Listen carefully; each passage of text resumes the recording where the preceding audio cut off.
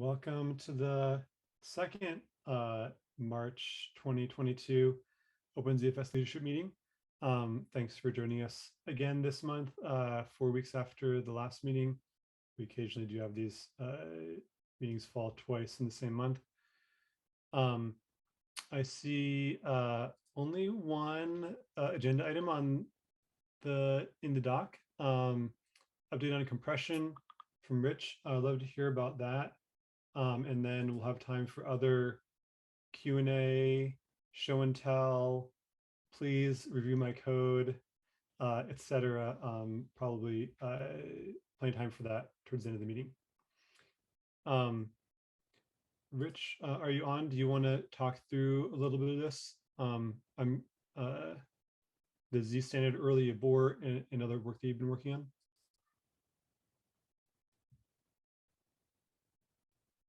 It helps when I unmute, doesn't it? Yeah. Conveniently, the first entry on the meeting list is a request for people to review it. So it combines two things in one.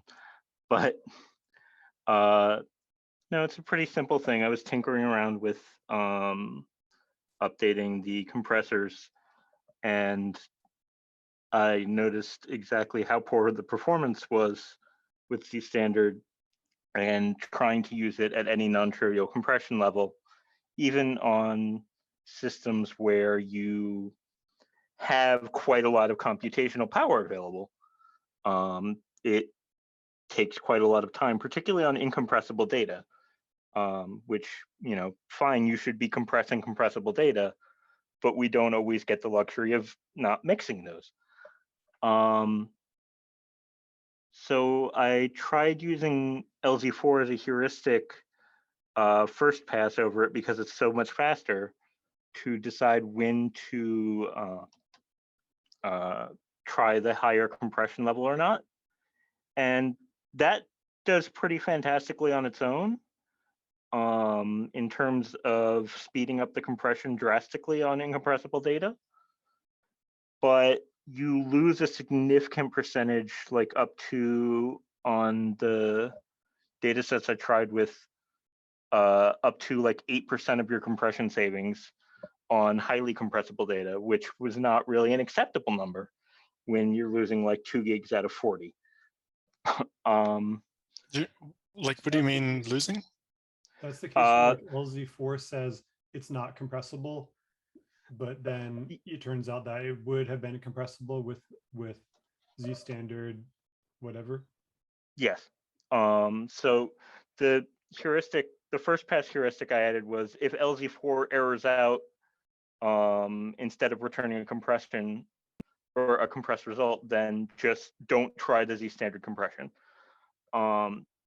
which works very well for speeding up incompressible results a lot, but it produces false negatives on, or false positives, depending on how you want to look at it, on highly compressible data where LZ4 in particular just would not have done a good enough job. So then I tried, the linked PR in the meeting notes has a bunch of graphs. I should have been prepared to present them, but I am not. But has graphs of me try LZ4. If LZ4 gives up, try something else.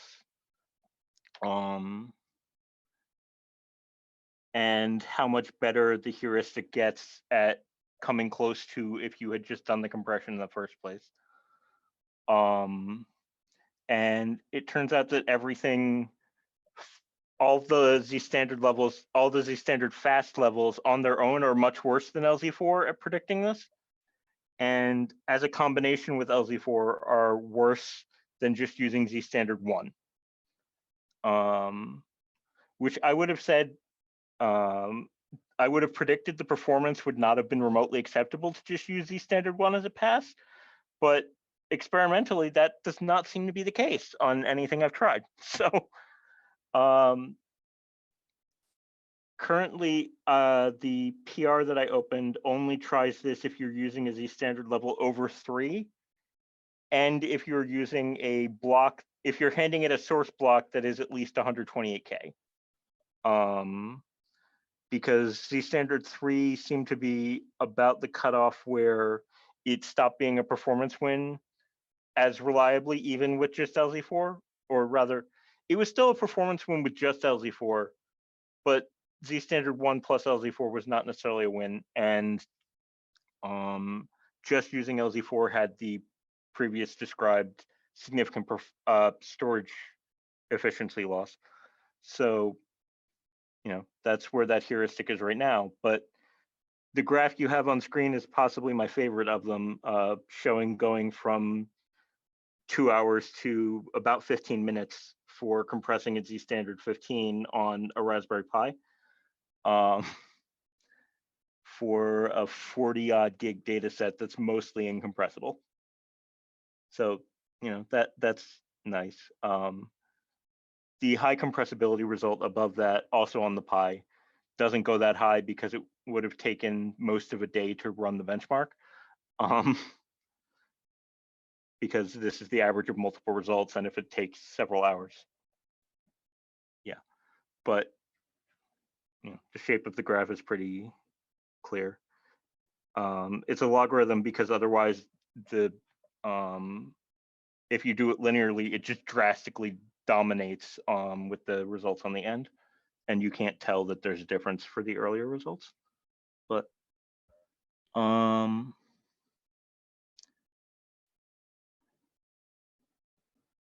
yeah, so this is cool. So do I understand correctly that the change you're proposing is, like, if you're using Zstandard 4 or higher, then first we're going to try Zstandard 1 and see if it's compressible with Zstandard 1. If so, then we'll go and do the higher level of Zstandard that you requested. Otherwise, we just say it wasn't compressible and store the block without compression. No, it's actually 2 passes first. First, it tries it with LZ4. And if LZ4 says it was compressible, then it will go do the higher level that you requested without trying anything else, because LZ4 is incredibly cheap. But if LZ4 says it's not compressible, then it tries Zstandard 1. Correct. I see. So you have to get 2 negatives before you go for the full one. Yeah. Yeah. So, I mean, this is pretty cool. The results obviously are, great for these use cases. What is the performance impact when it is compressible? Like that's the top graph. Instead of just compressing it with Zstandard 3 or 4, you're doing it first with Zstandard, then with, well, I guess first with Zstandard and then with first with LZ4 and then with Zstandard 4, right? Would be kind of the worst case. Well, the worst case would be LZ4, Zstandard 1, then Zstandard 4. But the top set of results is, or rather, the top left results are on the highly compressible data set that gets a ratio of like 2.25 to 1 on Zstandard 3. So you can see that it's actually still slightly faster there too. But is that because it's compressing less? Like, it can't be faster if it's doing more work, right? Yeah, that's correct. So like if you look on the graphs to the right of it are the amount of space that you lose for that case. So you lose like 70 megs or so of compression over a 50-odd gig data set. Right, but I guess in the case where you didn't, like, where you never had any blocks that you didn't want to compress, how much worse would it be? yeah. Like if you compressed a block that was all zeros and 1 1 so that it wouldn't get zero, the zero detection wouldn't work, and it was just massively compressible. Yeah, or you we're just doing it twice. Pick some blocks from your data set that you know are compressible, do those a bunch.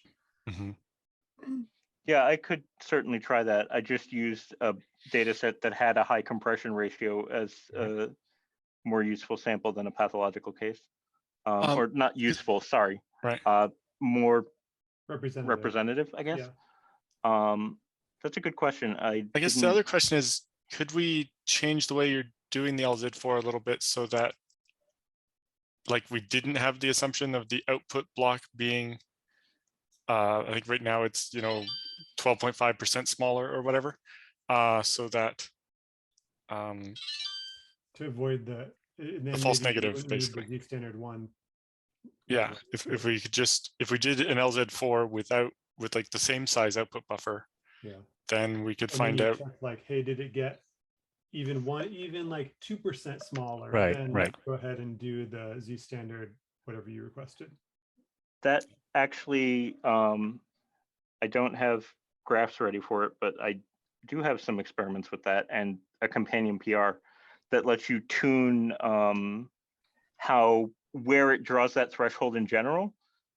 Because as somebody pointed out, on a 4 meg block, 12.5% is quite a lot to require of it when you want all the savings.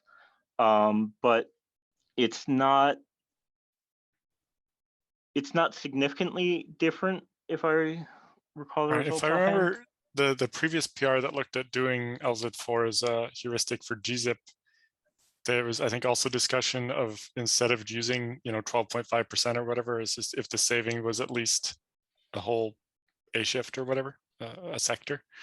Although, it comes down to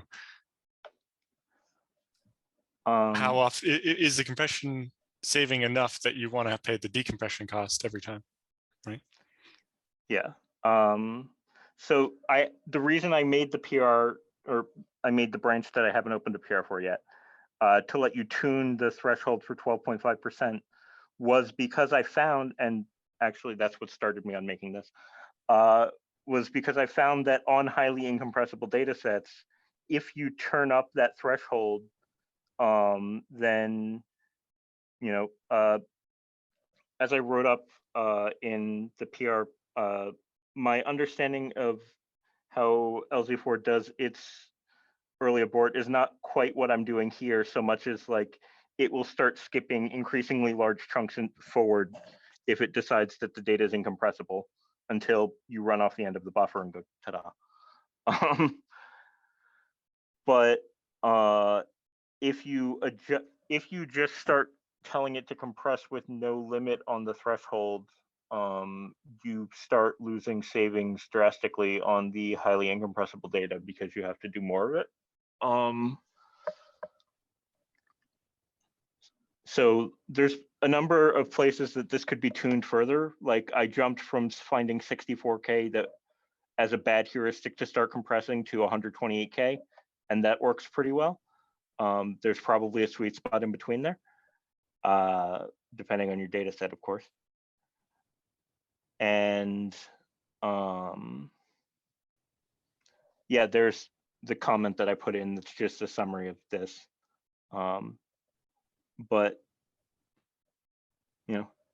I'd like it if anyone had any review comments, feedback. I just pushed a less invasive version of it because the initial proof was just copying and pasting the Zstandard compression step again.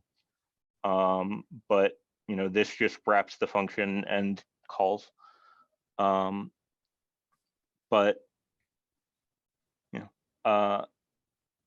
there's a number of dimensions to be tuned to find something optimal, and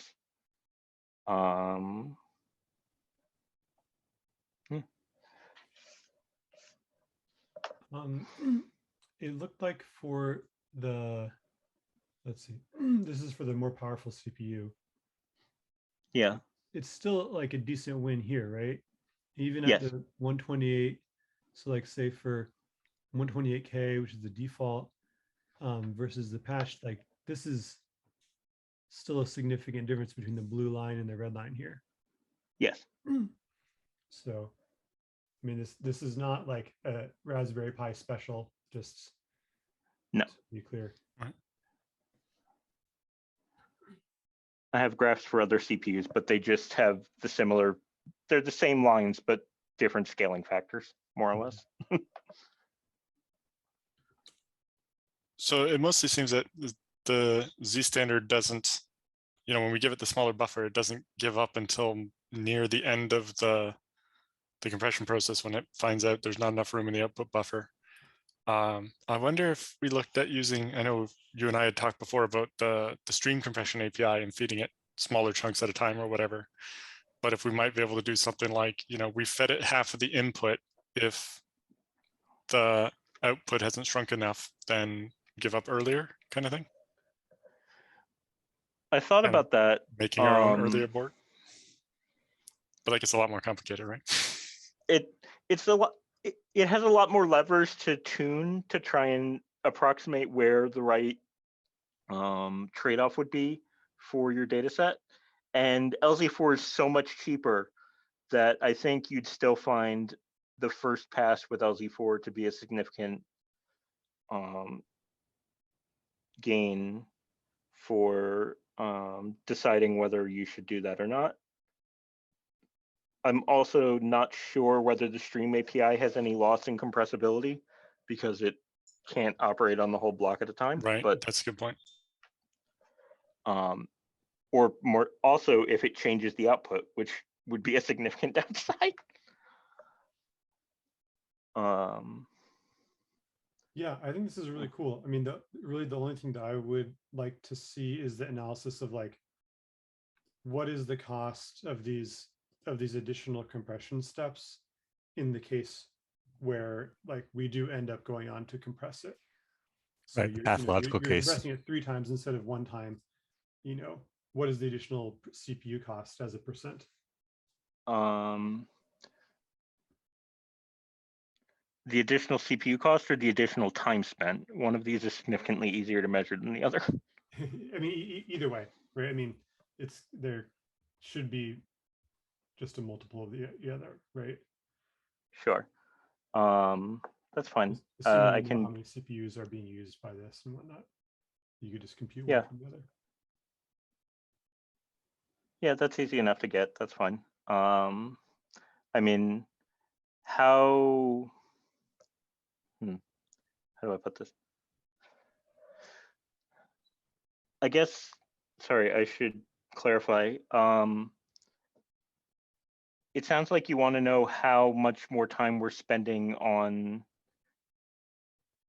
using one or both compression passes versus just doing the compression, which is, at least in one case, the graph that I have above.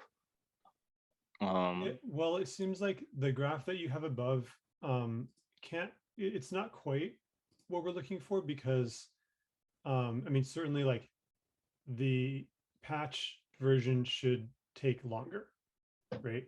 Like it can't take less time to do more work, I don't think. Right, in this case, it's taking less time because it is skipping some of the work. Yeah. Yes. Presumably because it's, there's 60 megabytes or, a third of a percent of the stuff. It just decided, oh, well, we're not going to do the Zstandard 6 on it. Yes. And the other thing I would do is, to show the worst case of what you're paying would be with Zstandard 4, right? Because that's the first level that you start this behavior. Right? That's fine. I can do that. Zstandard 4 is presumably like cheaper than Zstandard 6, so I would just do that on Zstandard 4 to show like this is the worst case, and then hopefully that's like, yeah, in the worst case we're going to add like 1% of the CPU time or whatever, and then we say, great, like that's fine, go ahead. Yeah, I can get more results than that. I just went at larger increments because it made it easier on the results that take a lot more time than the 5900X. Yeah. But yeah, that's easy enough. Yeah, like just looking at generally, I think Zstandard 1 is a bit more than twice as fast as Zstandard 3. And then LZ4 is something like 5x the speed of Zstandard 3. And so, yeah, Ballpark, yeah. They're quite a bit faster, but there is going to be, in the pathological case, you are spending a bunch more time. And Yeah, I don't know, if we can make it work with just LZ4 as the heuristic instead of having to do LZ4 and then Zstandard 1. I think that would be better, but I agree that you don't want to opt out of compression on blocks that would have compressed. So we have to make sure we're not doing the false negative too think often. about how I'd construct a pathological case such that LZ4 would give up. You could just now make the you've got me patch thinking. not ever not do the high level one, just to measure it. Oh, just to measure it in the case. Yeah, okay, I can do Yeah, that. and just always do all three and measure that. Yeah, that's easy enough. Yeah. Um, Yeah, and then I mean, it sounds like that might be a significant % increase because, you know, if Zstandard 1 is only twice as fast as Zstandard 3, maybe it's like 3 times as fast as Zstandard 4, but that's still going to be adding like, you know, 25% to the required CPU time. It can get a bit hard to measure because, you know, LZ4, you're looking at 2.5 plus gigabytes per second. And so, you know, usually something else is what's slowing you down a bit. Yeah. And so yep. if you don't have, you know, 20 disks or something and lots of CPUs, it might end up looking like it's not any slower when it would be on a larger system. Yeah, that's true. That makes sense. Yeah, the 5900X was done with NVMe drives. The Pi 4 was done with a USB attached SSD because it's the fastest interface on it. Though it bottlenecks on the USB chip anyway, but anyway. That also slightly dovetails into the other 3 bullet points I threw on, which are that surprisingly to me, I didn't find that much of a win updating LZ4, Zstandard, or zlib for that matter.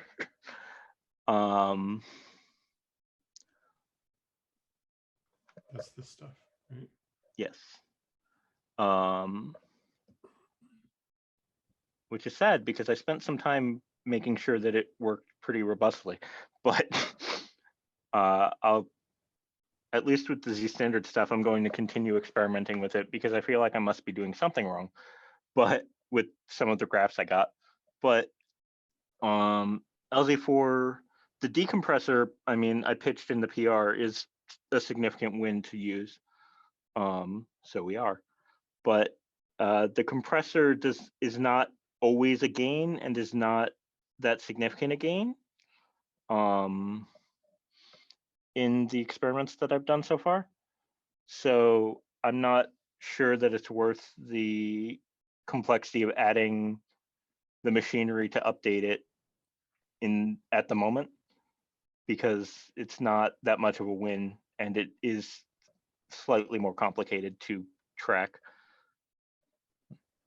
especially if we want to keep the old one anyway. But that makes sense to me too. I don't like that result, but it's what I found. Zstandard, I'm, like I said, going to keep tinkering with because I found the results were pretty consistently worse for the newer versions. Even when using the versions that had before they had the versions before they tinkered with the compression constants to make it more expensive, but after they added a bunch more optimizations, which surprised me, and I need to make sure that I'm not compiling it without the go fast flag somewhere. But there are charts there, but basically it's not that consistently a win. And once you get past 150, they upped the difficulty on the compression. So there's a marked jump on anything that's not the 5900X or on incompressible data. But I think was there still a big win on decompression speed? I haven't gone through those benchmarks. I wired up the decompressors, but I haven't gone through the combinatorics of like trying each of their compressed results on the decompression. Because I think, you know, at one point we looked at updating LZ4 just on the decompression path, even just because there was a significant win there. We did, and we merged it. Oh, okay.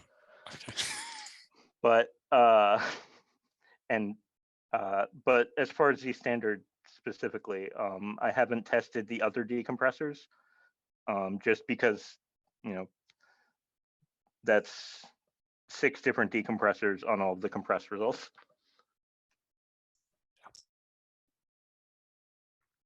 But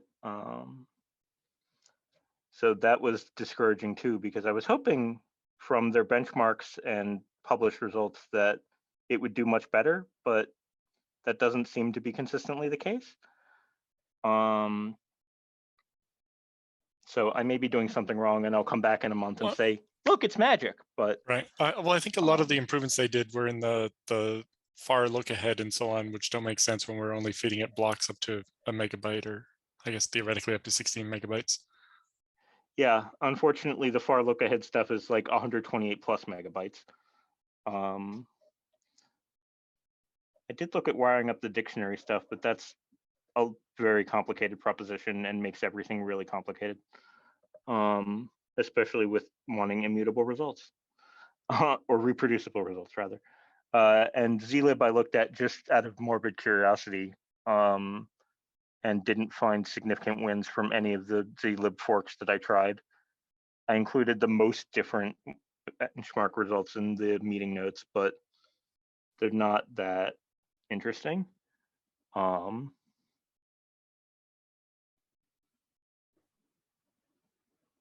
are you saying zlib? Is that what you're talking about? Yes. Like I looked at bundling in a zlib instead of just calling the OS's version. Got it. In part because it would save us from having different results on FreeBSD and Illumos versus Linux. Got it. But just to come back to this question of like, what's the cost of this, of these additional compressions? I guess, you know, if we find like, it sounds like we probably will find that when you have to do the Zstandard 1, that is a significant cost. So we probably will have to rely on some argument about like, well, the number of blocks that fall into this range where they can't be compressed by LZ4, but they can be compressed by Zstandard 1. Those are the only ones that we're really paying this significant penalty for. And those are going to be such a tiny fraction of the blocks that it's okay. But it's an interesting argument because it's saying there are enough of those, though, that we do get enough compression to make it worthwhile to do this extra work. Yeah. So really, you're going to have to be kind of going based on some argument about like what percent of the blocks are like this versus the percent of the blocks that are like you're saying like there's whatever, like 3% of the blocks we're going to pay this extra 25% of CPU time, but then you're going to win some CPU time on the blocks that turned out to be not compressible at all, and we detected that, which seems like it's a heuristic kind of approach, and whether it works out for you or not is going to depend on the data, right? Yeah, but well, experimentally, like I said, right, I have a data set where like I lose 8% of the compression from it. So yeah, like I'm wondering. My concern is that there's somebody else that has a data set that's like, oh, like I want to use like Zstandard 4, and now you made it go 25% slower. Sure. Right.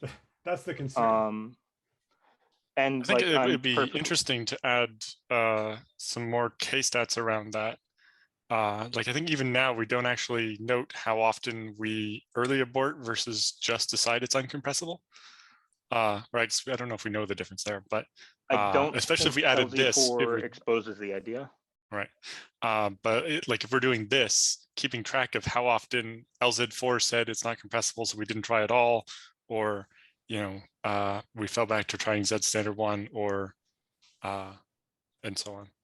Yeah, it would certainly be nice if we could configure LZ4 such that it could more reliably tell us if it's going to be compressible with Zstandard 4 and higher, because because it's so much faster than using Zstandard 1.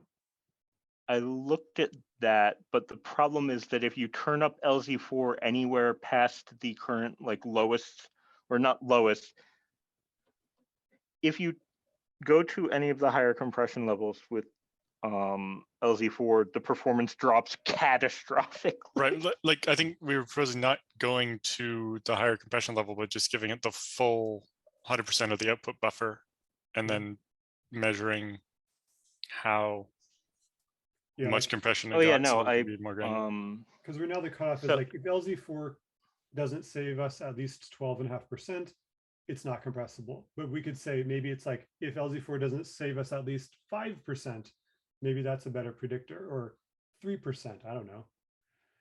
I believe I benchmarked it giving it the same size actually, but because the way, as I understand it, LZ4's early abort works is that it's not like one thing where it just gives up immediately. It's a bunch of tiny aborts where it jumps forward in the event that it decided a particular block didn't have anything compressible in at least this unit. And then it skips forward and tries again and until eventually it consumes enough that it gives up. And so you're probably like maybe what's happening is that LZ4 is doing this like skipping, even trying to compress chunks of it, but those chunks would have actually turned out to be compressible. And then when we do Zstandard 1, we find that. Yeah, it would be interesting to try and determine what makes those blocks different. Yeah. And maybe there's some middle ground where it's like you do Zstandard, sorry, you do LZ4 normal, and then only if that fails, then you do LZ4, with the jumping forward turned off as a, instead of Zstandard 1, as like a cheaper version of this second check. That would be an exciting patch. Yeah, maybe that's too much change to how LZ4 works. If it's not something that we can kind of configure from the outside, it's probably not worth it. The way I would probably do it would probably be to compile a second version of the compressor, because it does it as a define for how frequently it skips forward. Yeah, it's kind So of if you define that to never do it,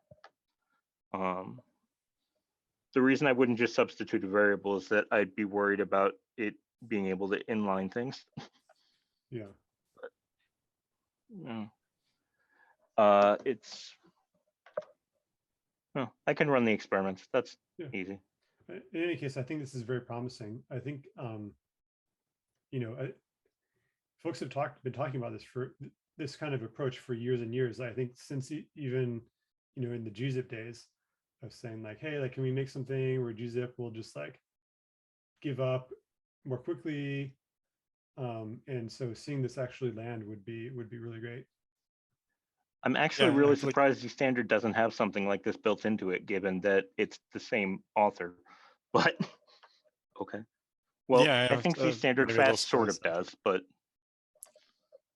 Well, because the other one that we looked at was Sasso years ago looked at keeping track in the D node if other blocks in the same object had compressed well or not to apply a heuristic like this. Like if we do the Zstandard-1 and find out we shouldn't have bothered, then don't bother for the rest of the file. Yeah, kind of thing. But that's also much more complicated. The other thing I'd remark is that currently I just have a module tunable to turn off the behavior. So, it's very easy to test, but also it would be easy to convert that into a parameter so that if people found that their performance was markedly worse with this configuration, or they really wanted all the savings. Yeah, I mean, I would hope that we could find some like middle ground that is nearly as good, like where there's really no significant downsides for any workloads. I feel like we're really close to that. So I think we should try to keep on your current approach of just having it be a module parameter rather than elevating it to another property. That's fine. I just first have to find a pathological workload for it. Well, like we said, you could just make it always do all three. Yeah, just Oh yeah, no, have- I can to measure it. I can do all three in order to test how much worse it gets. But if I can't find evidence that that arises in practice, Well, you have those blocks. I mean, you have some blocks that needed where this check was useful. Yes. So, you could just like record which blocks those were and then Yeah. make a bunch of copies. make a of whole those data set of blocks. them, sure. But I'm thinking about like the worst case where, so I have the blocks where it would have been compressible, but I gave up too early. I'm thinking about blocks where it would have given up early with the standard 1, but instead is now having to pay and not get a compressed result. Right? Oh, Like, so so it- you so it paid all the fails the additional second cost level. and you got nothing. Well, Right. What do you mean? You got nothing in that. I think the worst case is where you then go on to do the compression with Zstandard 4 or higher, right? Yeah. Yeah. But I'm specifically thinking of if you go on to do the compression and then decide it's not compressible because it comes back with, a result that was not 87.5% or whatever. Okay. Like you think it's compressible with Zstandard 1, but then it's not compressible with Zstandard 4? Is that? I'm trying to think of like specific pathological cases where this would matter. Yes. I mean, I don't. That seems very unlikely, right? That's compressible with Zstandard 1, but not 4. In theory, as you get higher, the numbers get weirder because they change the algorithms pretty drastically. Okay. Yeah, there's a couple where I've seen like, I think 13 is slightly worse than 12 for some files, but I don't think it would be drastic. But it might just trip over that number, I suppose. Yeah, I It's think also because weird because it edge detects on the size of the block you hand in and has different parameters based on how big the block you handed in is. So the edge detection for that gets even weirder. Yeah, I can certainly do those worst case experiments. I'm just trying to think of real world data sets where this would end up markedly worse. Yeah, I mean, the ones that I would be most concerned with are where, where we're paying this additional cost and getting nothing from it because we go on to do what we were going to do anyways, which is compress it with Zstandard 4 or higher.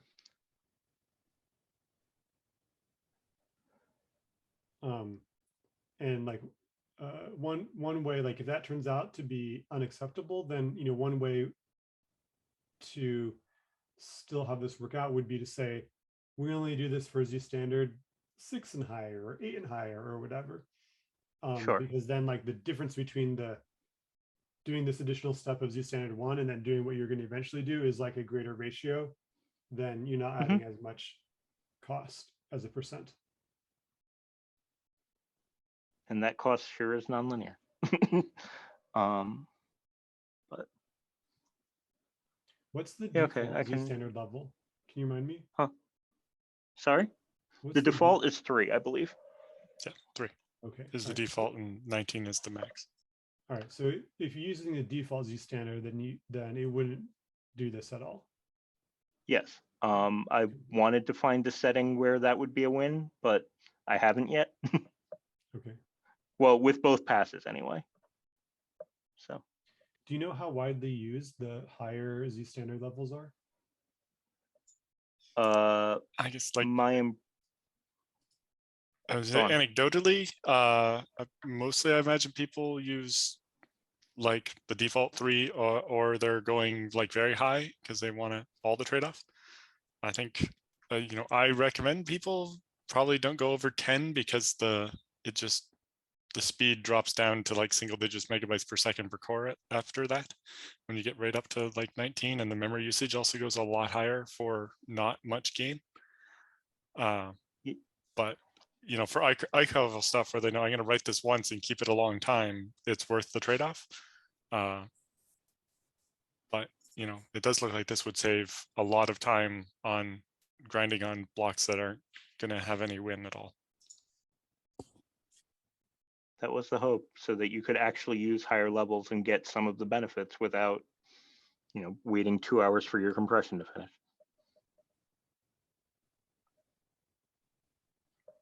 Well, really the hope was, oh, this seems like an interesting idea, but whatever. A quick question on methodology. Have you Sure. scripted the benchmarks? Are these Yes. scripts available anywhere? Can we maybe include them in the contrib directory if that makes sense? I would have to clean them up a lot. They're very messy, but yes, I could do that. It's purely just doing sends and receives and timing them, and then I throw them into a spreadsheet and average them. That's it. But yes, Sure. Okay. I could do that. And I guess the crux are the data sets themselves. So either like, are these actual data sets that you took from some production systems, or are those They're data sets I took from my generated? home. One of them I'd be mostly fine with distributing. I actually gave someone a copy for another reason for one of them. It's just, though I think I can't publicly distribute it because the license doesn't agree. One of them is my directory of LSI firmware zip files. That's the incompressible one. The highly compressible one is the snapshot of my mailer.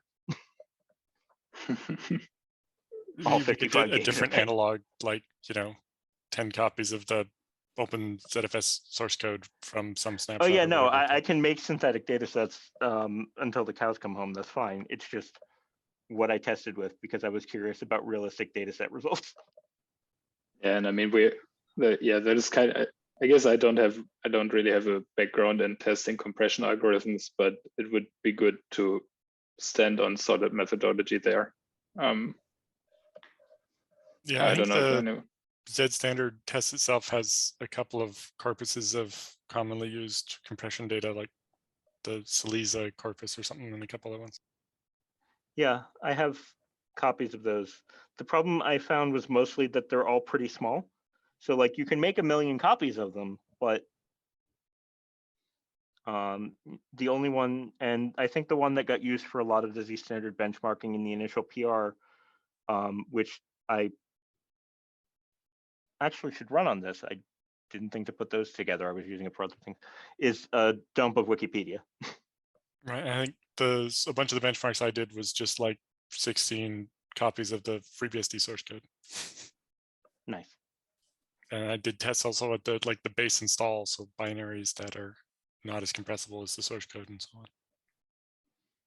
Yeah, so if you want to go through the trouble and automate the generation of these test data sets, because I think we cannot commit the test data sets anywhere, but if you can commit the script that generates the test data sets, that would be a pretty good win methodology, if it's not too much work for you. I mean, generating them is literally just snapshotting the real directory and doing a ZFS send. That's all I did. I didn't modify them in any way, but generating synthetic data sets I can certainly script, and then doing the send and receive is just, yeah. More tests. Cool. That's fine. Anything else that we want to cover about compression today? I know that was a lot of compression talk, but I definitely appreciate this work. I will just quickly throw out, if we are vulnerable to the recent zlib vulnerability, we can't do anything about it because we're not using our own zlib. We're using it from whatever the system has. Yeah. And I believe Linux isn't vulnerable, and FreeBSD, I would guess probably not, unless they really recently updated it. But In that case, when it gets fixed in FreeBSD, ZFS would inherit the fix, and it's nothing to worry about there either, I think. Yeah. Cool. I saw just one more item added. Alan, do you Yeah, wanna so talk this about relates to the right inflation PR that we talked about last month, or at the beginning of the month. And I refreshed that, and it's causing one of the tests to fail now. The one about if you have a ref quota that you can't receive too much data, because it allows you, basically you're allowed to overflow your ref quota by basically one transaction group. When the inflation factor was 24, it meant the 200 megabyte send it tried to do would hit the dirty data cap, because 200 times 24 is over 4 gigs, and it would cause a delay, flush out and be like, okay, you're over your quota now, and wouldn't let you finish the receive and would fail. But now that, because it's a single VDEV pool, the inflation factor is 1, the test doesn't fail, and it's a negative test, so it's supposed to fail. And so I don't know what to do to make the test actually test what it's trying to test. Or rather, you used to not be able to go over your quota by that much, and now you can. Yeah, I mean, I can imagine a bunch of different approaches. It might be reasonable to, like, since as you were describing the problem, you're saying, you're supposed to be able to go over your quota by 1 TXG, right? Mhm. And the TXG is 4 gigs. And but we aren't writing 4 gigs of data, right? So Right. the test was relying on this other behavior that it wasn't trying to test. And now we've changed that, and so it fails. So it seems like it would make sense to change the test to write more than 1 TXG's worth of data. Okay. And the easiest way to do that might be to actually change the size of the TXG. Right, just Like, lower the dirty data change the max. tunable to be like, hey, max dirty data instead of 4 gigs, it's like 120 100 megs or meg, something. Yeah. And then of course change it back when the test is done. Yeah. I think I saw John Kennedy is on here. John, does that make sense to you to change the tunable, or would it make more sense to change, like, to write more data so that we hit the 4 gigs or whatever? No, I think changing the tunable is definitely the way to go. Yeah, because that keeps the test from taking a lot longer. And exactly. I think the virtual pool regrading might not actually be 4 gigs. Right. All right, so yeah, I'll make that change and add that to the PR, and that should solve that failing test. A bunch of the other ones, I just had to add explicit zpool syncs in between steps, so that before they were flushing because they had written at least a couple hundred megabytes of data, but turns out they were depending on that implicit flush, and so I made it explicit in the test so that it continues to pass. Cool. Thanks for chasing all those down, Alan, and keeping the tests working.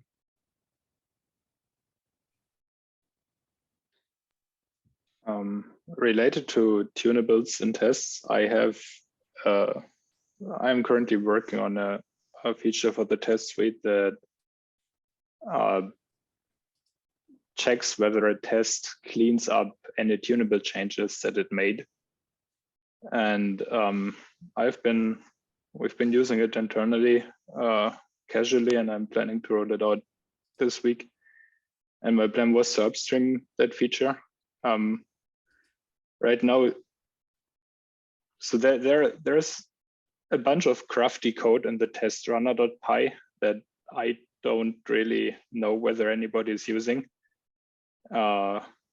Specifically, the ZFS test.sh script only uses the test runner.py in a certain way, which is using run files every time, even if you run a single test with -lowercase t, then it still generates a run file that just contains that one test and runs that. At least I think that is the case. So yeah, question is, should we clean up the test runner.py first so that its functionality is reduced to whatever ZFS -tests.sh uses? Or is there any infrastructure that I'm not aware of that is using the test runner.py directly? Brian, maybe BuildBot might be a candidate. I have really no clue about BuildBot. Yeah, there's nothing else I know of in tree that's using test runner any differently. The ZFS test script was just a wrapper for it, right, to drive it a little bit more easily. You could certainly extend it if it's useful to make better use of functionalities that's in the test runner. Yeah, so nothing else currently uses it. So the feature that checks for inadvertent tunable modifications, I implemented it inside testrunner.py as a Python function decorator that runs like in the test or test groups run function. It basically snapshots module parameters before running the test, and then after compares and panics if the module parameters don't match. So it's a pretty intrusive approach, and I don't really have the cycles to make it as pretty as I think John Kennedy asked me to do it. Yeah. I imagine you'd want it to make the previous test fail, not crash stop the rest of the test suite, right? Yeah, so that's the problem is, what do you do if the tunable isn't in the expected value? I mean, theoretically, you could try to set it back to the value that you snapshotted before the test started and hope that there's it works. Just as much chance that's actually the wrong one somehow or something, right? Yeah, it will probably work, because most of our tunables are really, you write something in and you get that value out. So in theory, that might work. But yeah, I would personally, I think if a test group or an individual test doesn't reset the tunables to whatever they were in the beginning, then that is a faulty test and we should fail immediately. So it'll probably be like, I create this PR, it's going to fail in the tests. We're going to fix the test as part of this PR, and then merge it, and hopefully everything is clean then. Because tunable modifications are nothing that are, it's not racy in any way, I think. Okay, yeah, if there is interest in that, I'll create the PR in a week or so. All right, thanks. Sounds good. All right, I think we're about at the end of our time for this month. The next meeting will be in 4 weeks, which I think is on the 26th of April. It'll be the same time, 1 p.m. Pacific time. And in the meantime, have a great month, everyone. Yep, you too. Thank you. Bye-bye. Bye. Did you get what you were looking for, Martin? Or did you have more questions? Oh, actually, one question would be, are threads available so that you could do the different levels of compression in parallel as speculative computing? So you start all three of them, and if the quick ones say that compression is not possible, then you abort the ZSTD4. Right. But probably, of course, that requires that you have threads available. Yeah, so like right now, when you write, individual blocks get, they happen in a task queue that is a thread, and we limit it so we're only using 75% of the available task queues or whatever for compression. But I think that, yeah, you would be able to spin off extra threads and possibly do that concurrently. I don't know what that looks like as far as canceling the Zstandard 4 or better based on the result of the other one, but I think it is possible. Cancellation is always tricky because you cannot just kill it. Yeah. And you would have to modify the code to have a checkpoint somewhere. Right. But I was wondering whether threads are available at all. Yes, they should be. Yeah. but it will be better only for the cases where we need to make the latency better. And in many writing threads, it may be really worse for CPU time. So for one thread, yes, it's an interesting method, but for many threads, we just will do the same, but sequentially. And now, if I remember correctly, for writing in ZIL, we don't even compress the blocks. So we want on default settings when the lock bias latency, I think that's the parameter. So by default, we won't compress for ZIL, and we don't care for single thread latency of compression now.